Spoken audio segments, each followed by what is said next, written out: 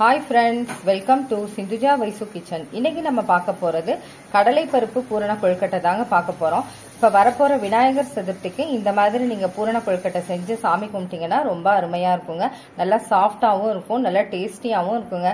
எல்லாருக்கும் ரொம்ப பிடிக்கும். வாங்க இன்னைக்கு இது எப்படி செய்யறதுன்னு பார்க்கலாம். கடலைப்பருப்பு பூரணம் செய்யறதுக்கு நான் 1 கப்பு கடலைப்பருப்பு எடுத்திருந்தேங்க.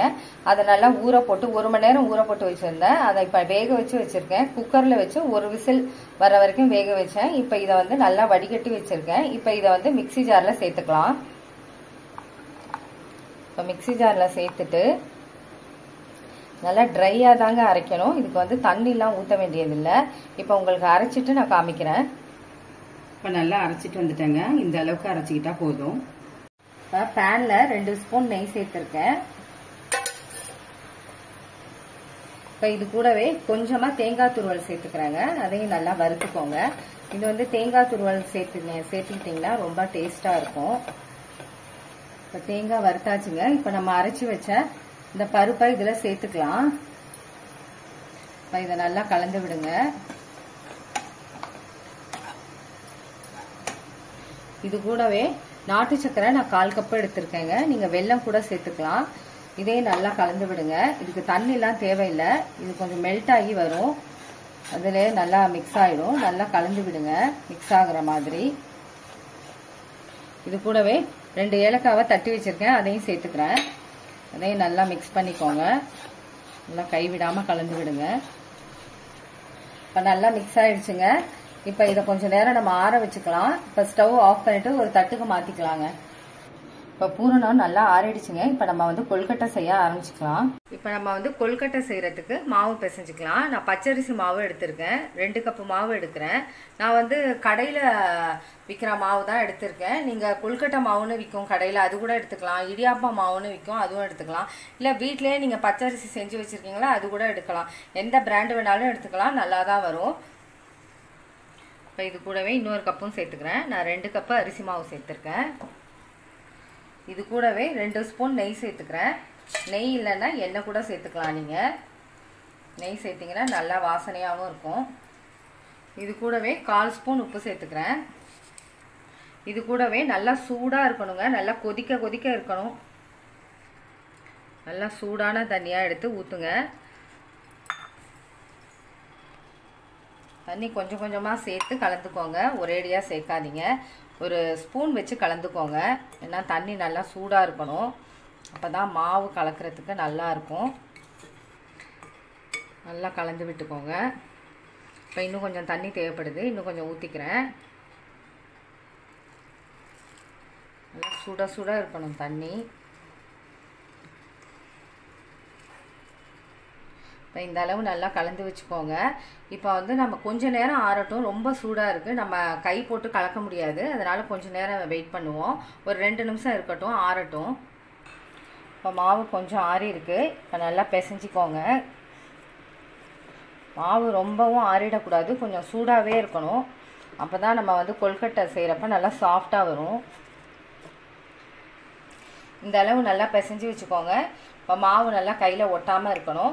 இப்போ இதுலேருந்து கொஞ்சமாக மாவு எடுத்துக்கலாங்க. மாவு எடுத்துட்டு உங்களுக்கு எந்த அளவு வேணுமோ அந்த அளவு எடுத்துக்கோங்க. இந்த மாதிரி நல்லா உருண்டை பண்ணி வச்சுக்கோங்க. இப்போ இதை நம்ம வந்து கையாலே இப்படி செஞ்சுக்கலாம். இப்போ நம்ம மோதகம் செய்வோம்ல, அச்சு இருந்தால் அச்சில் கூட செஞ்சுக்கலாம். அச்சு இல்லாதவங்க இந்த மாதிரி செஞ்சுக்கோங்க. இந்த மாதிரி செஞ்சுட்டு நல்லா குழியாக செஞ்சுக்கோங்க. இந்த ஓரங்கள்லாம் இந்த மாதிரி நல்லா அழுத்தி விட்டுட்டு சின்னதாக ஒரு உருண்டை எடுத்து இந்த பூரணத்தை இப்படி வச்சுக்கோங்க. வச்சுட்டு மெதுவாக க்ளோஸ் பண்ணிக்கோங்க.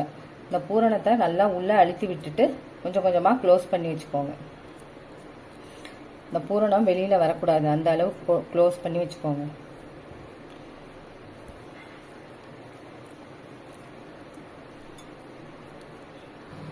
இந்த மாதிரி நல்லா க்ளோஸ் பண்ணிக்கோங்க.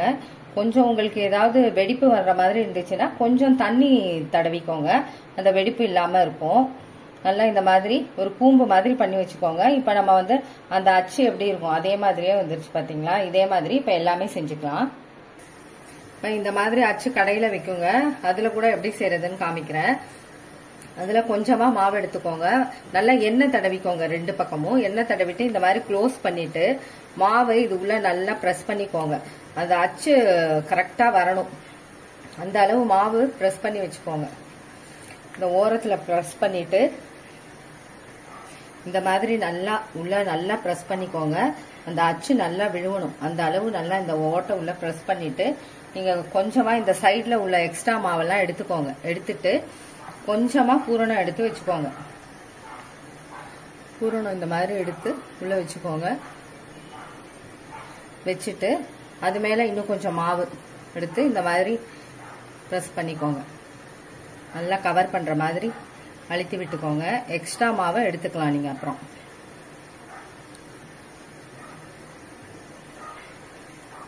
இந்த மாதிரி நல்லா கவர் பண்ணிட்டு இந்த சைட்லயும் எக்ஸ்ட்ராவா மாவு இருந்துச்சுன்னா இதையும் எடுத்துக்கோங்க. எடுத்துட்டு இப்ப மெதுவா ஓபன் பண்ணுங்க. இந்த மாதிரி ஓபன் பண்ணீங்கன்னா பாருங்க அழகா வந்துருச்சு. அப்படியே எடுத்துக்கலாம். பாருங்க எப்படி சூப்பரா வந்திருக்குல்ல. இதே மாதிரி தான் செய்யணும். இப்ப எல்லாமே செஞ்சாச்சுங்க. நான் இட்லி தட்டுல எண்ணெய் தடவி வச்சது எல்லாத்தையும் வச்சுட்டேன். இப்ப ஒரு 10 நிமிஷம் வேகட்டும். மூடி வச்சிடலாம். இப்ப 10 நிமிஷம் ஆயிடுச்சுங்க. நான் ஆஃப் பண்ணி வச்சிருக்கேன். இப்ப ஓபன் பண்ணி பார்க்கலாம். பாருங்க சூப்பரா வந்திருக்கு. நல்லா ஜம்முன்னு ரெடி ஆயிடுச்சுங்க கொழுக்கட்டை. இப்ப இத ஒரு கொஞ்ச நேரம் ஆற வச்சுக்கலாம். ஆற வச்சுட்டு நம்ம கொழுக்கட்டையை எடுத்துக்கலாம். இப்ப ஆறிடுச்சுங்க. இந்த மாதிரி மெதுவா ஒரு கரண்டியில எடுத்தீங்கன்னா சூப்பரா வந்துடும். இதே மாதிரி எல்லாமே எடுத்துக்கலாம்.